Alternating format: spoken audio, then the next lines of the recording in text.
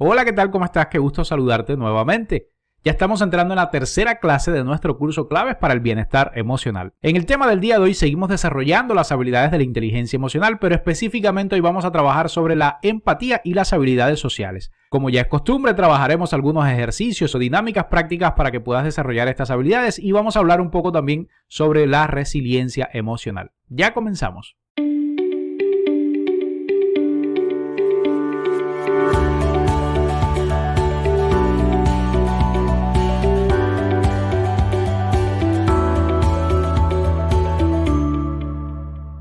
Entrando en materia debemos definir qué es la empatía. Se dice que la empatía es la habilidad de ponernos en los zapatos del otro. Es comprender sus sentimientos y perspectivas. Es, en definitiva, un puente vital hacia conexiones más significativas y relaciones mucho más enriquecedoras. Así que vamos a sumergirnos un poco en las aguas de la empatía y vamos a explorar cómo podemos nutrir esta habilidad fundamental para mejorar nuestras relaciones interpersonales y enriquecer nuestras vidas. Pero para hablar de la empatía no podemos iniciar sin antes definir el tema de las neuronas espejo, que es uno de los hallazgos más importantes de las neurociencias en los últimos años y que ha permitido, entre otras cosas, comprender algunos aspectos de la empatía, contribuyendo, por supuesto, a ampliar el conocimiento que tenemos de esta tal y como lo conocemos el día de hoy. Pero además se sabe que las neuronas espejos permiten, digamos que, corporizar las acciones, sensaciones y emociones de los demás. Y cuando nos referimos a corporizarla, estamos diciendo que es algo así como hacerlas propias mediante la mimetización y el contagio social. Permiten además ponerse en el lugar del otro, así como también anticiparse, infiriendo las intenciones de los demás sin necesidad de presenciar una acción, alcanzando solo con la representación mental. Así que este elemento de las neuronas espejos es fundamental a la hora de entender un poco la empatía. Quizás en algunas ocasiones no te has sentido escuchado por falta de feedback, de apoyo o de comprensión. En otras muchas ocasiones es posible que no hayas sabido atender adecuada y empáticamente el estado emocional de otra persona y te preguntes qué necesito o qué debo hacer para ser más empático. Fundamentalmente, los componentes de la empatía se dividen en tres grupos. El primero es saber escuchar. El segundo es interpretar las señales no verbales y finalmente mostrar comprensión. No se debe invalidar, rechazar o juzgar las emociones de las personas que la expresan, ya que esta es una premisa fundamental para mostrar cierta sensibilidad empática. Dicen los biólogos que los simios, los elefantes y delfines y humanos son las especies con mayor capacidad empática hacia sus similares. De hecho, los elefantes, por ejemplo, son capaces de detectar en qué momento uno de los miembros del grupo sufre cierto estrés. Y cuando esto ocurre, pues el otro elefante se acerca al animal afectado buscando contacto físico y utiliza la trompa para acariciarle la cara o meter su trompa en la boca del otro animal. Y este gesto, en el lenguaje de los elefantes, debe ser algo así como darle un abrazo, como cuando pones la mano en el hombro de un amigo para intentar consolarlo. En los humanos la empatía es un rasgo que viene de serie en nuestra naturaleza, pero a pesar de tener esta tendencia innata, no es que estemos obligados a ser empáticos con los demás, sino que es algo que sale o no sale. Ahora, hay algo súper importante con el tema de la empatía, y es que la Universidad de Michigan ya ha advertido que cada vez somos mucho menos empáticos y por tanto un poco más egocéntricos, narcisistas, competitivos e individualistas. Según un estudio de esta universidad que lleva haciendo desde hace más de 30 años, la empatía ha caído de una manera espectacular en los estudiantes universitarios desde el año 2000 a la actualidad. Y concretamente es un 40% más baja de lo que había hace 20 o 30 años en estudiantes de ese entonces. Las causas es posible que las reconozcas enseguida porque también están presentes en nuestra sociedad. Y una de ellas puede ser el tema de los videojuegos violentos que muchas veces anestesian o enajenan a las personas del dolor ajeno. También el auge de las redes sociales y la facilidad de tener amigos de los que poder desconectar de sus problemas a golpe de un solo clic. Y este tema de las relaciones virtuales, de las relaciones a distancias a partir de las redes sociales, evidentemente provoca que tengamos conexiones para nada profundas, para nada empáticas, porque no las necesitamos. Estamos a golpe de virtualidad. Con un clic te puedo bloquear o con un clic puedo aceptar tu amistad independientemente de si median o no sentimientos genuinos. Incluso podemos ver manifestaciones de personas que validan su propia identidad a partir de cuántos seguidores tienen, de cuántas personas interaccionan con el contenido, con un punto de vista y necesitan constituirse en la opinión de otros. Y esto es un ejemplo importante de, digamos, la desconexión profunda que tenemos con nuestros semejantes, donde un gesto de este tipo, completamente virtual a cientos de kilómetros de distancia, donde no media probablemente ninguna emoción real, pues es lo que está moviendo a la juventud de estos tiempos. Ahora vamos a entrar en la primera actividad práctica que podemos trabajar para desarrollar un poco el tema de la empatía. Y esta actividad se llama práctica de una escucha activa y reflexiva. Ahora bien, la práctica o la técnica de escucha activa y reflexiva implica prestar total atención a la persona que está hablando. Significa comprender sus palabras, sus emociones y luego reflexionar sobre lo que nos han compartido. Basada en la teoría de la comunicación y la psicología empática, pues esta técnica se apoya en la evidencia de que una escucha activa y reflexiva mejora la empatía y la calidad de las relaciones interpersonales y nos ayuda a comprender y validar las experiencias de los demás. Para esto, lo primero que debemos hacer es que cuando alguien nos hable, vamos a concentrarnos plenamente en lo que nos está diciendo y evitar distracciones y mostrar siempre interés genuino. Seguidamente, no basta con escuchar solamente las palabras, sino tratar de comprender qué emociones puede estar expresando a través de su tono de voz, sus expresiones faciales, su lenguaje corporal. Ahora, en tercer lugar, vamos a reflejar ese mensaje que nos están compartiendo. O sea, después de escuchar, trata de repetir lo que has entendido, parafraseando un poco el mensaje, mostrando así que has comprendido tanto el contenido como las emociones que nos están queriendo transmitir. Puedes utilizar, digamos, frases como entiendo que te sientas de tal manera, o parece que estás experimentando esto, o lo que me estás queriendo decir es esto, para corroborar un poco cuál es el contenido como tal, y para que la persona se sienta escuchada, sienta que estamos prestando la atención y pueda ver reflejada su mensaje en otra persona. El cuarto paso para desarrollar esta habilidad cuando estamos interactuando con otra persona es, digamos, preguntar para aclarar completamente el mensaje que nos están queriendo compartir. O sea, aquí podemos hacer preguntas abiertas para, digamos, aclarar un poco o profundizar en lo que la otra persona nos está compartiendo. Y esto también, por supuesto, que demuestra nuestro interés y nuestra disposición para entenderlos. Y finalmente, asegúrate que la persona sienta que sus emociones son válidas y que no las estamos juzgando. Asegúrate de que puedas fomentar ese espacio seguro para que la otra persona pueda expresarse libremente. La práctica de la escucha activa y reflexiva es, en definitiva, una técnica esencial para desarrollar la empatía genuina y, por supuesto, que mejorar nuestras relaciones interpersonales. Así que te invitamos que utilices esta técnica en todas tus interacciones sociales para que veas cómo va mejorando tu capacidad empática.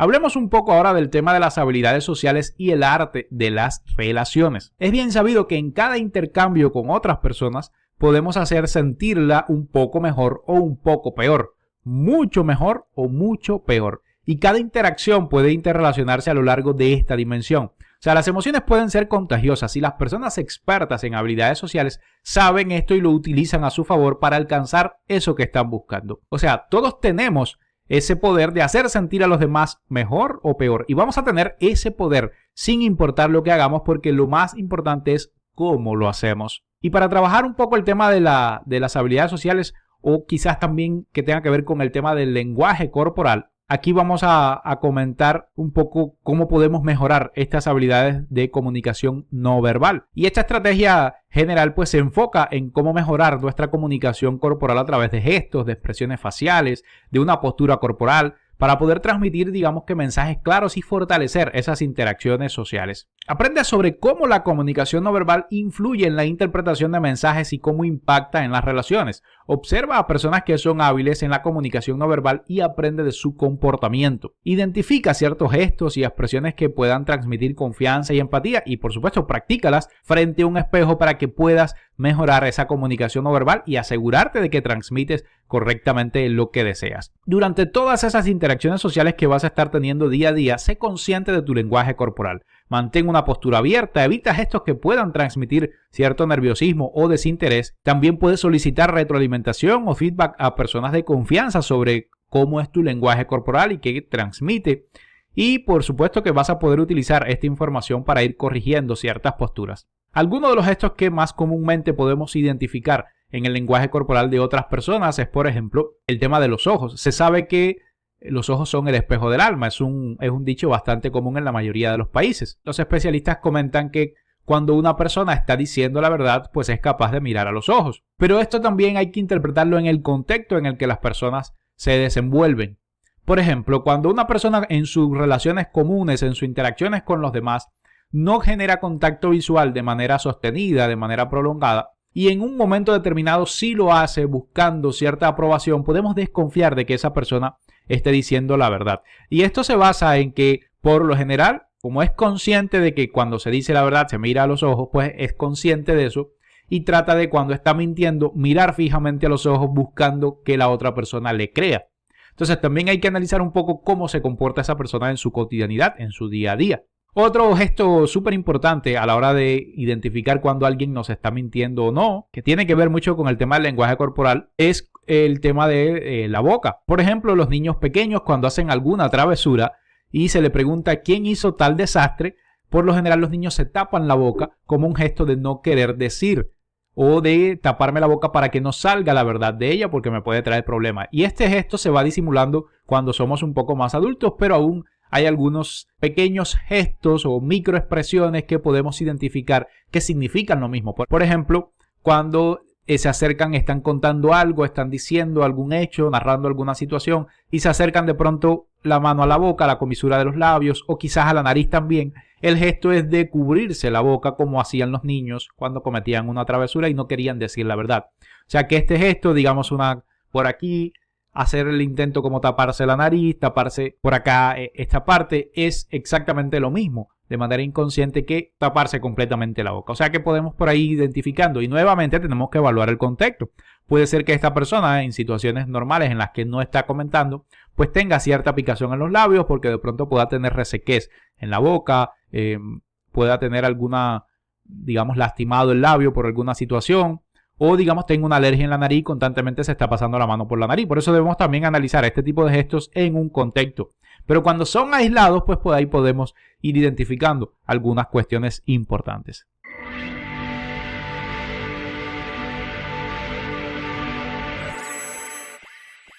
Ahora entremos en el tema de la resiliencia emocional. Y es que ante los embates de la vida, pues surge la resiliencia emocional como una poderosa herramienta que nos permite no solo resistir las tormentas, sino también aprender y crecer a partir de ellas. Y es que la resiliencia no es simplemente la capacidad de recuperarse, sino que es también la habilidad de adaptarse y transformarse, manteniendo nuestra integridad emocional en tiempos de dificultad. En esencia, la resiliencia implica mantener una actitud positiva y constructiva frente a los desafíos y cambios que enfrentamos, permitiéndonos, por supuesto, que recuperarnos y en muchos casos salir fortalecidos de esas experiencias. Cuando desarrollas esta habilidad, podemos aprender a afrontar las adversidades con mucha más gracia, aprendizaje y con una determinación inquebrantable. Y es posible que logres reconocer en la mayoría de las historias motivadoras de personas que son sumamente exitosas, que fueron capaces de sobreponerse a situaciones muy terribles, digamos, a estar en el fondo del pozo, como le decimos comúnmente, y que justamente eso los fortaleció lo suficiente como para poder salir de ahí, como para poder avanzar lo necesario y alcanzar eso que estaban buscando. Es un denominador común el tema de la resiliencia emocional en las personas que hoy tienen un gran éxito y que tuvieron historias profundamente complejas. Ahora, la resiliencia no es una habilidad innata con la que nacemos, sino más bien es algo que podemos cultivar y fortalecer a lo largo de toda nuestra vida. Así que te voy a compartir algunos cimientos claves sobre los que debemos o podemos construir nuestra resiliencia emocional. En primer lugar, tiene que ver con la autoconciencia y autoaceptación. Veíamos un poquito de eso en la primera clase. La autoconciencia, como ya habíamos visto anteriormente, pues nos permite entender nuestras emociones, reacciones y nuestros límites, pero también nos permite conocer nuestras fortalezas y debilidades y eso nos brinda la oportunidad de trabajar verdaderamente en ellas y aceptarnos incondicionalmente. Esto es fundamental para afrontar las adversidades con bastante compasión hacia nosotros mismos, no culpabilizarnos ni convertirnos en víctimas. En segundo lugar, podemos ver la flexibilidad mental. Y desarrollar la capacidad de adaptarnos y de ser flexibles en nuestras creencias y actitudes es vital para la resiliencia. Cuando estamos dispuestos a ajustar nuestra forma de pensar y a encontrar nuevas perspectivas, podemos superar los obstáculos de una manera mucho más efectiva. En tercer lugar, tenemos el optimismo realista. Y el optimismo no significa necesariamente negar la realidad de las dificultades, sino mantener una perspectiva positiva y constructiva en medio de estas dificultades. Creer en nuestra capacidad de superar esos desafíos es lo que nos impulsa a buscar soluciones y nos brinda esa energía necesaria para preservar. Dicho lo anterior, está clarísimo que necesitamos incorporar a nuestras rutinas diarias algunas estrategias para fomentar la resiliencia, así que te comparto algún abordaje que puede ser de utilidad o que tal vez te inspire a crear la tuya propiamente. Y esto tiene que ver con mantener una actitud positiva, que no es otra cosa que enfocarse en lo que sí se puede controlar y buscar oportunidades para crecer incluso en esos tiempos de dificultad. Es el ver el lado bueno de las cosas, ver qué aprendizaje puedo sacarle a las dificultades o a los, desafíos cotidianos. En segundo lugar, tiene que ver con crear conexiones o fomentar conexiones más significativas. Y es que ningún árbol, por ejemplo, está solo en el bosque. Se apoya de otros árboles para crecer fuerte y erguido. Y así que de manera similar, cuando mantenemos relaciones sólidas y significativas con amistades, familiares o mentores, pues esto nos proporciona mucho apoyo emocional y una red de seguridad ante tiempos de cierta adversidad. Al cultivar la autoconciencia, la flexibilidad mental, el optimismo realista y mantener conexiones significativas, pues estamos sembrando las semillas de la resiliencia. En lugar de ser quebrantados por la tormenta, podemos aprender a bailar bajo la lluvia. Construyendo nuestra resiliencia emocional, estamos construyendo nuestra fuerza interior, la que nos permitirá no solo superar la adversidad, sino emerger de ellas mucho más sabios, más fuertes y más preparados para el futuro que nos depara.